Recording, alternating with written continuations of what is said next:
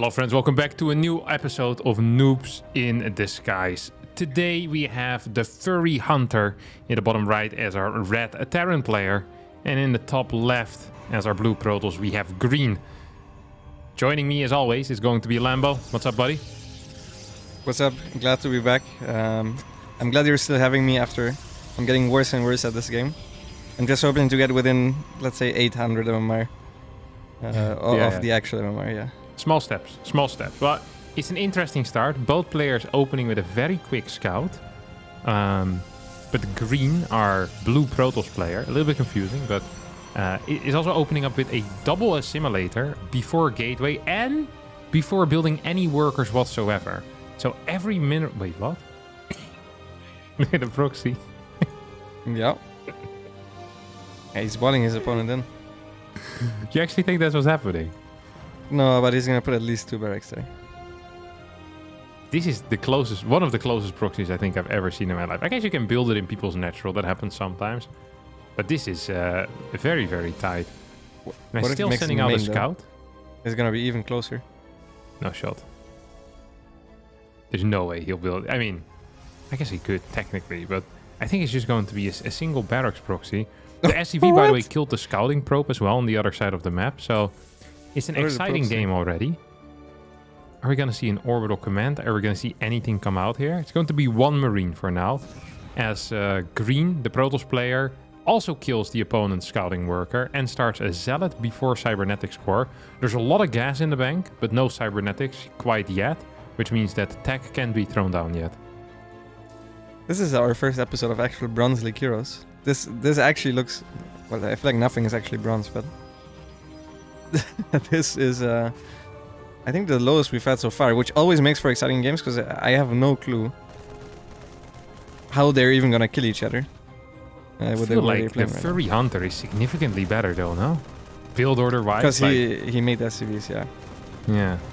And also just, I mean, the general order of just like a barracks and then SCC and then, I guess, another barracks. I mean, the positioning of the buildings isn't great, but I think the concept is definitely there. Has also started and finished an orbital command, which I think is an advanced move for sure. Like, this is high-level stuff.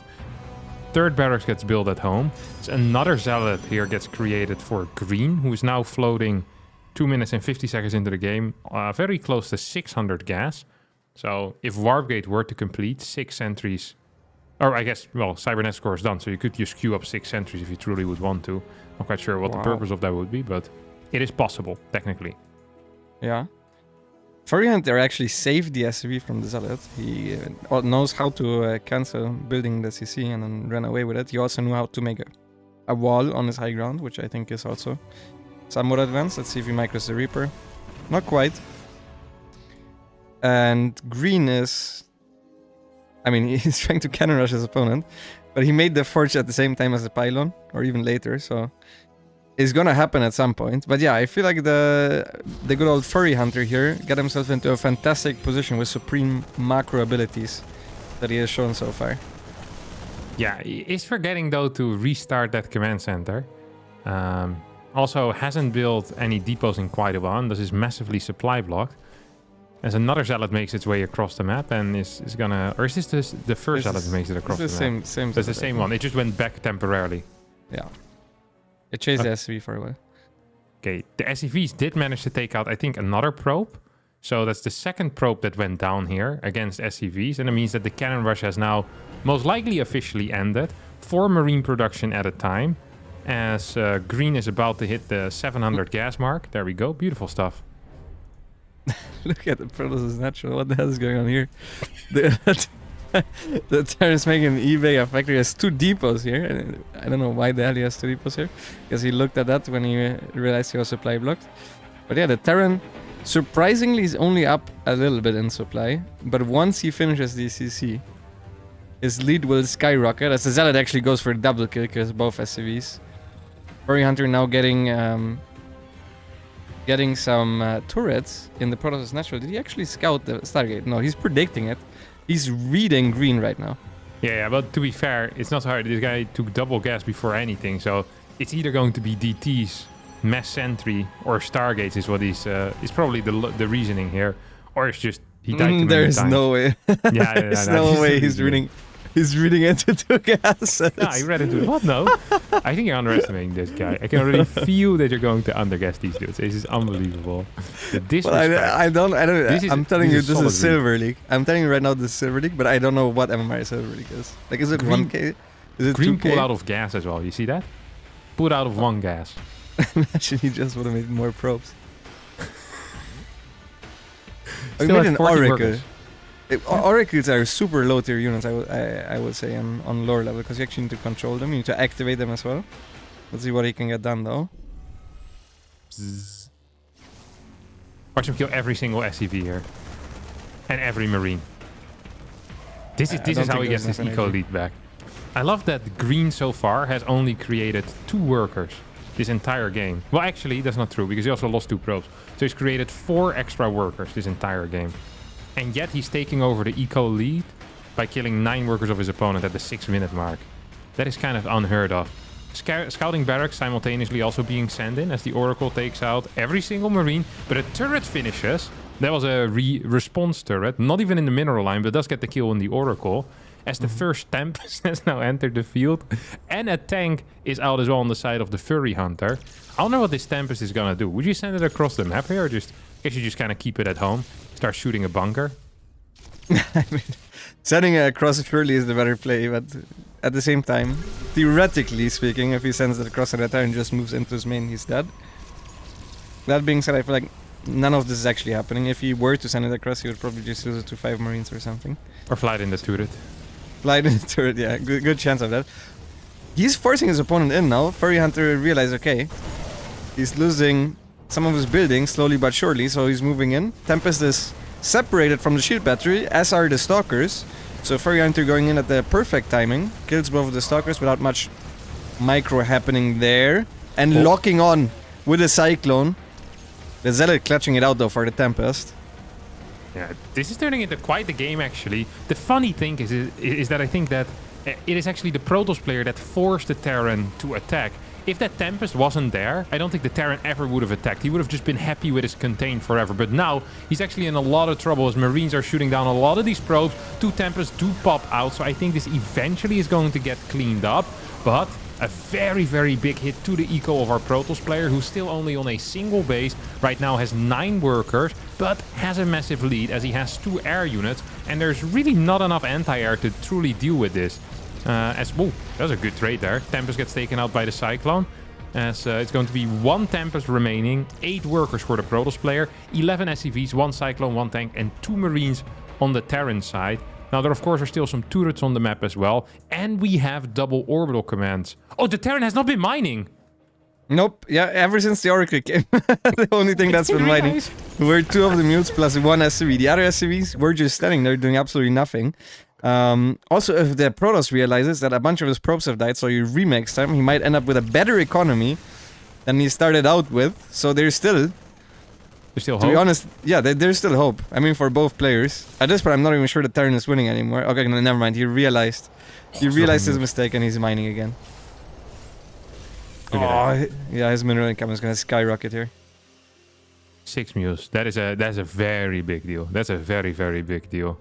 Yeah, that mineral income is going to go sky high over here. That means we can see more Cyclones, we can see more Marines and more turrets as well. And all of these things are really going to bother the Protoss, who literally only has Tempest at this point.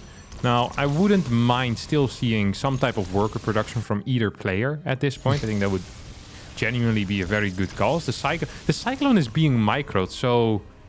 You know, so in such a particular way as well. You know, he's actually moving it back and forth, understands what to do with it. Now, during that micro, not a whole lot is happening, but there is definitely an understanding of what each unit does, which I don't think is quite the case at the absolute lowest level.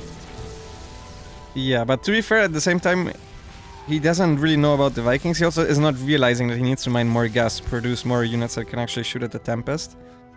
At the very least, I would like to see him make more Marines. I feel like Marines, in theory, shouldn't really do anything, especially without Stim. But at the very least, he can spend his money. I mean, I think at this point, if the Protoss actually just crosses the map, it's very scary for the Terran, who has basically no production at home. He only has 2 barracks without any add-ons. And turrets should not counter Tempest. I'm with a big should at this point. Yeah, that might turn out different than we would expect. Just a little bit different. Double gas is being taken in the natural as well at this point, as a starport actually goes down at home. Still 0 marine production. We do get a reactor on one of the barracks. The other barracks remains naked for now. And I think just getting a couple of turrets is not actually a bad plan. So I do like what the Furry Hunter is doing over here. Just getting a couple of turrets there in that natural. Perhaps delaying the incoming push. Green just chrono boosted this lead beacon, by the way. I don't know why. Like, why? I have no idea. He's spending his energy well, honestly. I think he's no energy. Hasn't built a probe in 5 years, but... Actually, but I'm not sure that chrono boosting fleet beacons and pylons is actually helpful, so... Yeah. Maybe he didn't read through the ability. Perhaps not. Perhaps not. Yeah, this turret is really getting a beating over here. The Tempests are focusing on probably the wrong thing. I think the prioritizing here is incorrect.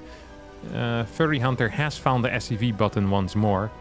It's going to send this barracks over towards the natural. Not happy with its initial location. Oh, the reactor actually swapped here with the starport. But we're not producing Vikings quite yet. This is really a race against the clock at this point. Is he going to find the Viking button in time? Yes, he is. Okay. 6 Vikings in production. Cancels 2. Realized it was a bit too many. Maybe you can spend that money on something else. Maybe another starport, perhaps even. I wouldn't entirely mind that. Yeah, I mean, at this point, the Terran has 0 army units. So the only thing that he has is a bunch of SCVs and some turrets to buy time. If he flies into the Tempest and the Voider with the 2 Vikings alone, they shouldn't really do anything. So it's very important that, to be honest, that he doesn't show the Vikings right away and waits until he at least has 4. Maybe buy some time with turrets. As you said, it is a race against the clock, but once he has that Viking count, he should be good to go, since the Protoss is not really mining anything.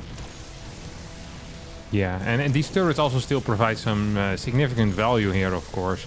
Oh, a land on the Vikings to fight off that Zealot, so the usage of the ability is there. Can we get a repair on the Viking as well? Yes, we definitely can. So, knowing that there's an ability on the Viking and using the repair ability definitely gives us some clues. Viking 3 and 4 have popped right now. I still don't think this is quite the timing to go in with the Vikings.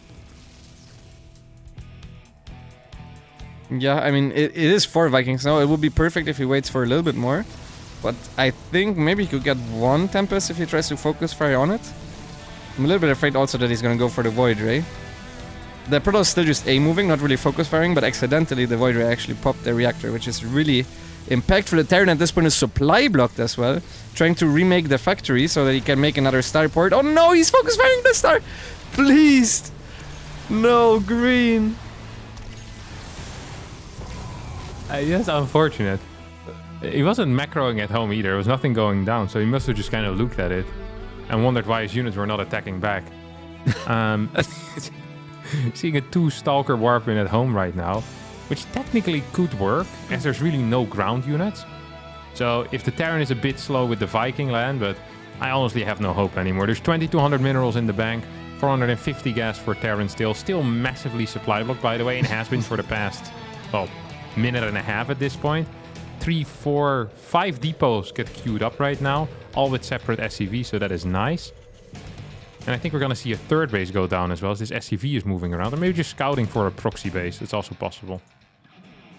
Yeah, that's actually what he's doing. He just shift-clicked all the bases, because he's like... He can see that the Protoss is still on one base with the barracks on the other side. Here comes the 2 Stalkers, which is more powerful than you would think at this stage of the game. Yeah, but Vikings are pretty good against Stalkers. 6 Vikings against 2 Stalkers. No chance there for the Protoss, and... I mean, the Protoss... Is dead. He's dead. Maybe he figured out this game that mining more gas than minerals is not the play. And he taps out. Hey, impressed that you managed to find the leave button. I was afraid that we're going to have to sit through that. Yeah. Furry Hunter realizing that he's won and then selecting the army, moving across the map, killing every building. Maybe green also still hiding something on the map. This was an exciting game, and as you mentioned, I think actually the lowest level that we've had before. As last week you started, I'll go first this time around. I don't know what league this would be. I don't even know what the lowest MMR possible in StarCraft is. I don't think it's possible to go below 0. like Really? There's people Yeah, with... of course you can go 0. But are there people that are 10 MMR? There's no... I've never seen that. I mean, I think it has to be theoretically possible. Yeah. As long as there's enough players, I think it should be.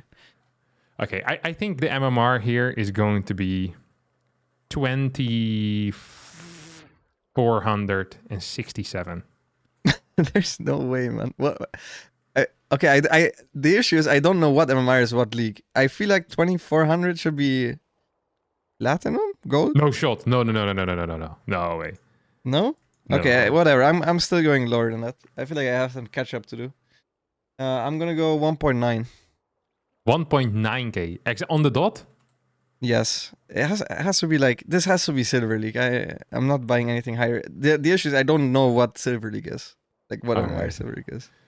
The submitter was Curate Common Error, the Terran player, with an MMR of 1923.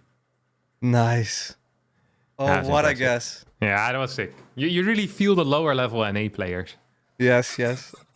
I mean, absolutely. So far, my NA guesses have been terrible.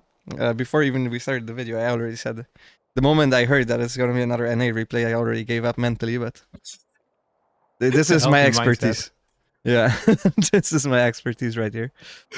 Absolutely beautiful. All right, that's going to be it for today's episode of Noobs in Disguise. Well, if you did enjoy this one, don't forget to hit the like button, subscribe to the channel, and hopefully we'll see all of you next week for a new episode. Bye-bye.